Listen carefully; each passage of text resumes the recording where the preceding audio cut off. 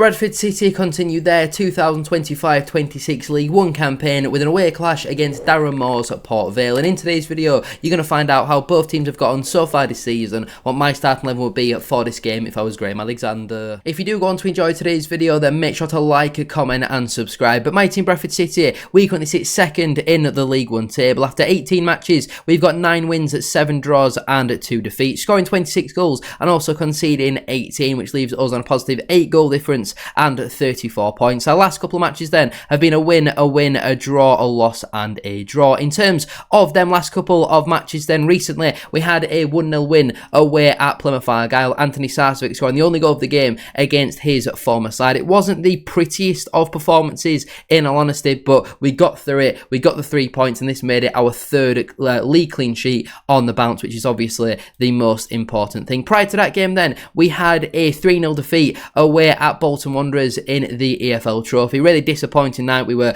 dominated and battered practically from start to finish. Offered very little in this game, and there were certain players that have probably played themselves out of being in Graham Alexander's plans unless absolutely necessary. But now we're out of all cup competitions, it means we've got no excuses other than to just focus on the league. We also had a 1-0 win at home to Exeter City. Again, not a particularly great performance in this one. Exeter had some really good opportunities, and if it wasn't for Sam Walker on another day, we could have certainly lost this game, but we haven't kept enough clean sheets so far this campaign. I think defensively we've looked very strong, and our most important player to that is somebody like an Aidan Baldwin. Whenever he's in the side, Bradford City just don't really seem to concede many goals, and you'd probably put Baldwin down as his best attribute is his passing range, but defensively the stats prove it. We just don't really concede many goals, but nice to see Joe Wright pop up with the winner in that one. Prior to that game then, we had a 0-0 draw away at Bolton Wanderers in the league. This was a much more competent performance. Despite the first half, we offered absolutely nothing and we just got battered for the opening at 45. Second half was much more even.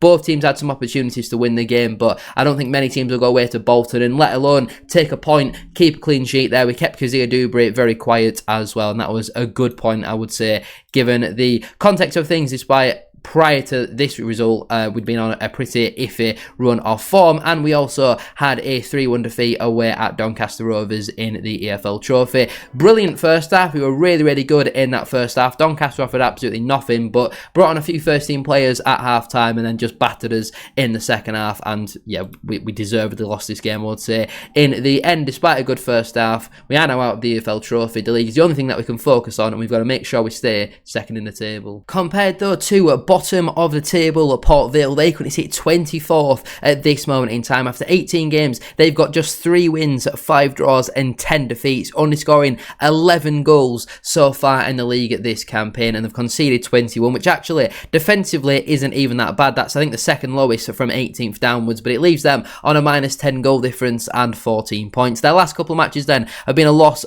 a draw, a loss and a loss. I'm pretty sure they haven't scored in the league since like the beginning, maybe the middle of October. We're now nearly in the middle of December. Port Vale don't concede many goals, so it's not just going to be a whitewash for Bradford City, but if we do concede, given the fact that we've kept 3 league clean sheets on the bounce and they have only scored 11 goals so far this campaign, I do think I will be pretty disappointed. Recently though, they had a 1-0 win at home to Bristol Rovers in the FA Cup. Ben Waine scoring the only goal of the game in that match. I know that Bristol Rovers have been struggling for the large part in League 2 so far this campaign, and it certainly didn't look like the most entertaining of games, but Port Vale have got through it. They're into the 3rd round of the FA Cup, and that is the most important thing. Prior to that game then, they had a very surprising 5-0 win at home to Barnsley in the EFL Trophy, and it wasn't like Barnsley throughout the kids. It was just a pretty strong Barnsley side. Okay, not full strength, there's no Adam Phillips, there's no Davies Keeler-Dunn, but they did come onto the pitch pretty early on, so did Patrick Kelly as well.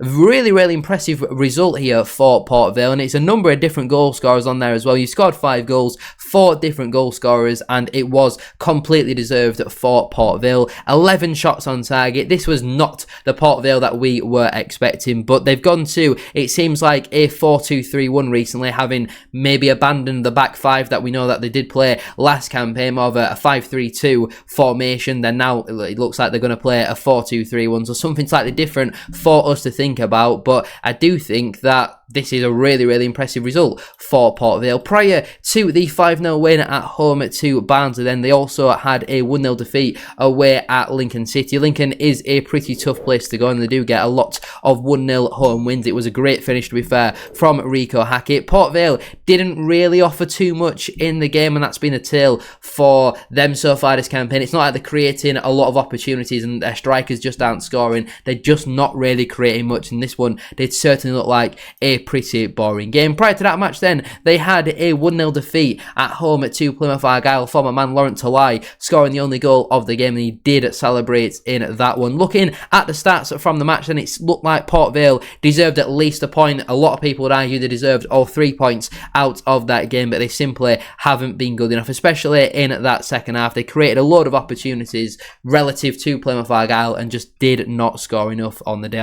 They're really struggling to convert those chances. And prior to that game then, they had a 0-0 draw at home to Wycombe Wanderers. Lots of yellow cards in this one. Looking at the stats from the game then, seemed quite even. Yes, you could argue if there was to be a winner, Wycombe probably did deserve that. They created 5 big chances in the match, but a lot of the other statistics are relatively even. It's not like it was a complete whitewash from Wycombe. I actually do just want to check, when was the last time that Port Vale scored a league goal? The middle of October, with their 1-1 draw away at AFC Wimbledon, which is a big concern. And then prior to that, we're going back to September. They've scored 1 goal since September. They're moving like Bradford City strikers. Before we do go any further though with today's video, please make sure to drop a like on there for me and subscribe to the channel as well if you are new. Can we try and hit 140 likes on today's video? And don't forget to get your thoughts in down in the comment section down below. Let me know down below your score prediction for this match. What would your starting 11 be as well? Would you make any changes from Saturday's win away at Plymouth Argyle? In terms of my team then for this game, I would stick with the 3-4-2-1 formation. I felt like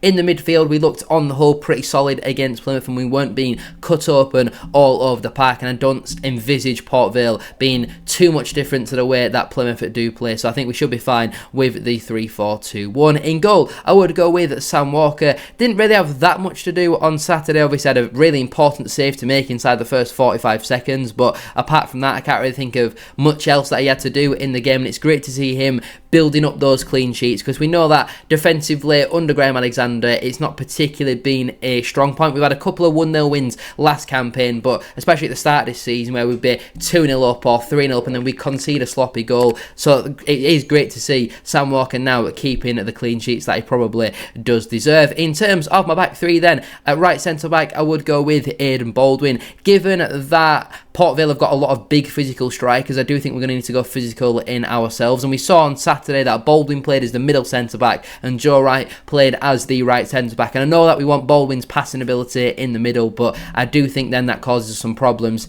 in that right centre-back position, especially when Pennington is not available. Speaking of Joe Wright, I would have him in the middle of my back three if they're going to play a Mo Farrell or in particular a Jaden Stockley. We need somebody as physical as Joe Wright to deal with that. We obviously tried it with Paul Huntington last campaign and I thought he did a pretty solid job against someone like Stockley, but now we've gone up a division. Our centre-half levels have improved, obviously, so we'd like to see Joe Wright get a start in this game. And at left centre-back, I would go with Curtis Till. It was great to see him back on the bench on Saturday. Obviously, didn't come on because I don't think we really need him to. I think it was Kieran Kelly's best performance of the season so far for Bradford City on Saturday. But given that he hasn't played that much football recently, obviously played the full game against Plymouth, to then ask him to do it again on the Tuesday, we know Kieran Kelly's body can break down in terms of like his calves and all that sort of stuff, so I don't think it would be smart to be telling Kelly to be playing again despite his really good performance, and this one isn't performance based. I would like to see Curtis Till come back into the side. I don't know how long he'd be able to last, and then again you maybe bring Kelly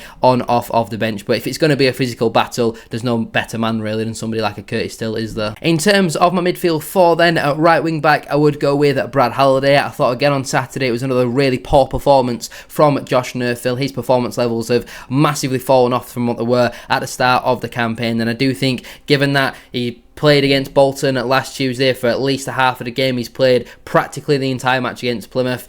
to then ask him to go again on this one, you've got a squad, there's some good players in there, you might as well use it, especially when Josh Nerfield just simply hasn't been performing for Bradford City. His touch is heavy, he's struggling to beat his man at times as well, so I would like to see Brad Holiday get a start. In terms of my two hold midfielders, firstly I would go with the captain, Max Power. Now, I'm pretty sure Max Power picked up his 9th league yellow card of the season on Saturday, which is a big concern for Bradford City, because I don't see him getting to the end of February without picking up another yellow, so he probably is going to get a 2-game ban coming up very soon. Hopefully that we can maintain it for as long as possible, but that is going to be a big blow for Bradford City. We saw when he wasn't in the side away at Rotherham how much that we did miss him. And partnering him in the 11 in central midfield, I would go with Tommy Lee. Obviously, Jensen Metcalf played the entire game against Bolton last Tuesday, played, I'm pretty sure, the entire game as well against Plymouth Argyle. I must have been very close to the entire game against Plymouth. So again, I know he's a young player, and I know he played really well against Plymouth, but it's going to be a physical battle. You bring in somebody like a Tommy Lee for this game, I do think that would suit him very much, having that physicality in the centre of our midfield. And completing my midfield four then, at left wing back, I would go with Ibu Toure. I thought it was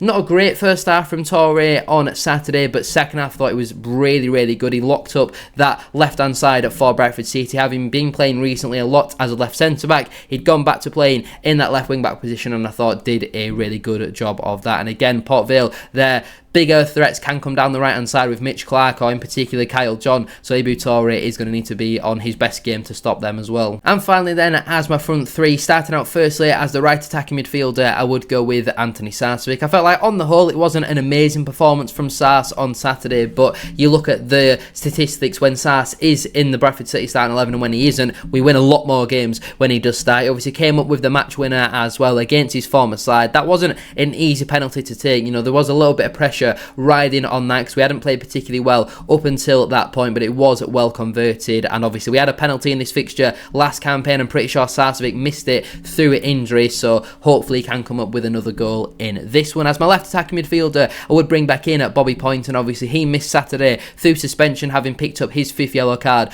of the season against Exeter in the previous league match, but I think now is the perfect time to bring him back in. I thought Tyreek Wright did a steady away job against Plymouth on Saturday, but Bobby Poynton is just a level above for me, so he should get the start. And then completing my team as the striker, again this was really hard to pick, but I have gone with Will Swan, and not a good thing that it was hard to pick because none of our strikers just seem to be scoring. Stephen Humphries obviously got a start against Bolton last Tuesday, played the majority of the game against Plymouth on Saturday as well, so I do think it makes sense to bring him out, bring Will Swan into this side and hopefully give us something a little bit different. I don't necessarily think it's the perfect game for somebody like a Will Swan because of how physical I do envisage the match being, but hopefully he can use his pace, get in behind, use his high pressing as well, because I don't think Port Vale centre-halves and goalkeeper are great on the ball, so hopefully that's my thinking behind that, and he can get a start and finally get back on the score sheet for Bradford City, because it's been over 3 months now since his last goal, and as much as I would love him, he needs to start scoring goals again. On the bench then for me, that would leave Joe Hilton, Josh Nerfield, Kieran Kelly, Jensen Metcalf, Tyreek Wright, Stephen Humphries, and also Andy Cook. The players currently unavailable then are Matt Pennington, Lewis Richards,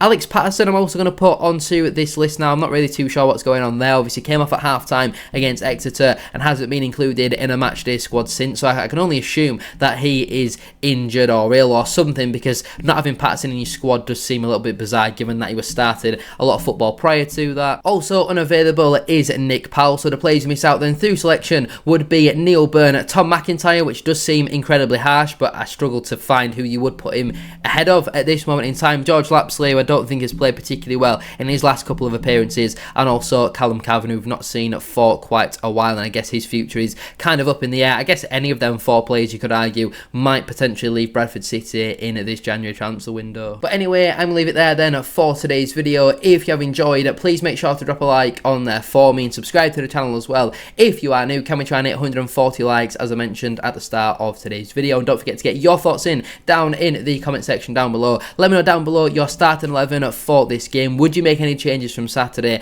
And also your score prediction as well. I'm back in Bradford City for a 2-1 away win. I know Port Vale don't score a lot of goals, but they'll probably get one against Bradford City, but hopefully we can get through, get another 3 points in the bag, and who knows, with Cardiff playing Stevenage, we could go top of the table.